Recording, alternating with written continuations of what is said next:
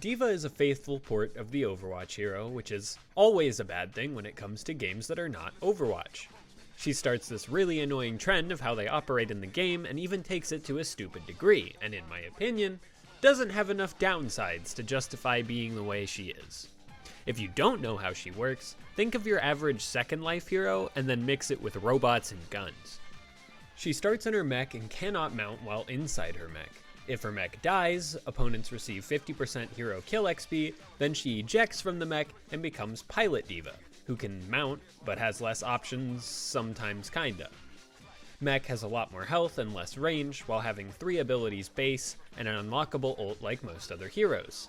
The lower range comes with an AoE attack that also gains bonus damage to point blank opponents, and she can shoot while moving.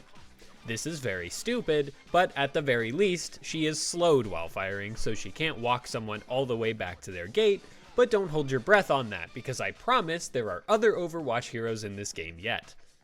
Pilot only kinda has 1 ability and a talent to unlock 2 more, but I can probably start explaining those now. Starting with Mech, her Q is a large move speed increase that also allows her to knock back opponents for the entire duration. This is the fastest way she can move around the map without a mount, but it's also her hard crowd control ability, so sometimes it needs to be used sparingly. The more unintended use of Q comes as a side effect of Mech being too friggin' big, in that she can pass through somebody running away and then body block while firing to prevent an escape. As for talents, Rushdown adds percentage damage to Q while healing for the same amount, with an increase to Q damage against non-heroics. Get on the Point is a move speed buff for nearby heroes and a cooldown reduction when out of combat, on the same level as Hit the Nitrous, which gives Q an enormous decaying move speed bonus with a stun at the start. The former is more generally applicable, and move speed to allies is great as it's a commodity in heroes. The latter is more of an escape tool, which is nice if D.Va isn't the one initiating, which she often will be. In for the Kill gives a shield on cast and basic damage buffs on hit, which is fine, though the other talents at 16 are better for keeping her alive. Her W is an AoE cast on the ground in front of her, reducing the damage dealt by all opponents in the zone. She will retain her facing direction while it's active and can change the side it's projected on by recasting. It's a really good ability to stall out the damage dealers of the opposing team, since she can kinda just get in with boosters. She can kinda stand in for a tank with a full W build, since it's a solid reduction to damage dealt from multiple members of the opposing team, the first talent being Aggression Matrix, which also decreases healing received while in the zone, as well as a cooldown reduction for basic attacking heroes. This is pretty middle of the road for consistency when it comes to healing reduction in heroes, but covers such a large zone that it's not bad for applying compared to single target sources. Fusion Generator is great as it builds towards her big ability on E, especially against rapid attack speed heroes. I'll get more into her E in a sec, but I promise it's a really good talent. Target Locked is a sort of an AoE slow that you see on other tanks, coming with a free armor reduction, making it super good for teamfights, and especially for an AoE mage ally. Diverting Power is a size increase, also healing her every time the ability is used as intended. Also very strong against rapid attack speed heroes, and one of those previously mentioned level 16 talents. D.Va's E is her ultimate, as seen in Overwatch, Self-Destruct. It forces her to eject out of her mech, which will build up a massive AoE that will detonate after 4 seconds for absolutely devastating damage that falls off the further away targets are from the mech. It also regenerates her mech charge, which by the way is her pilot E that just allows her to get back into the robot, while it is exploding, allowing her to call down a new mech as soon as it explodes. So yeah, she gets 2 ultimates just because she's Blizzard's special girl or something. The downside being that you have to build up the ability with damage instead of it having a cooldown. This ability can also be used to deny experience from killing the mech, as it will not reward any for D.Va using the ability, regardless of damage received beforehand.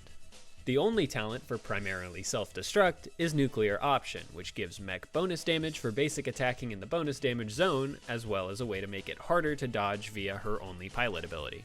The first ult choice is Bunny Hop, which is an unstoppable channeled ability that deals small AoE damage and stuns them for a short duration every 4 hits, with 8 hits in the ult total for 4 seconds duration, and has to be done in mech mode.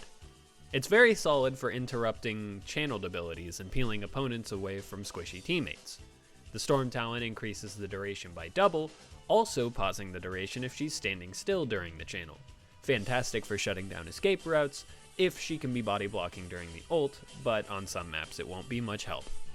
The second ult is micro missiles, which after a short channel fires a barrage of 2 missiles at a time, 12 total, dealing okay damage and slowing the first target hit. It also has 2 charges and a short cooldown for an ult, so it functions as a sorta third basic ability that is up every team fight.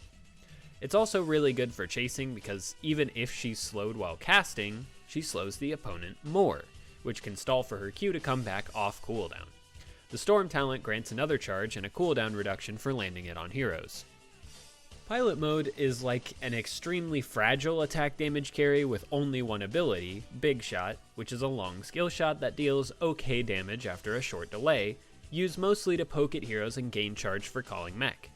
The talent that unlocks 2 abilities that I mentioned earlier is good to go, granting a dash and an AoE knockback, both good for potentially keeping her alive long enough to get another mech.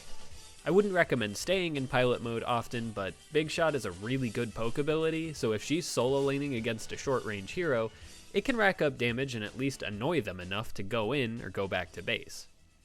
Otherwise, the talents for this hero are just concerning random buffs to mech mode in general. All of her level 1 talents are of this type. Full Metal is not the best for tanking, so I'm skipping it.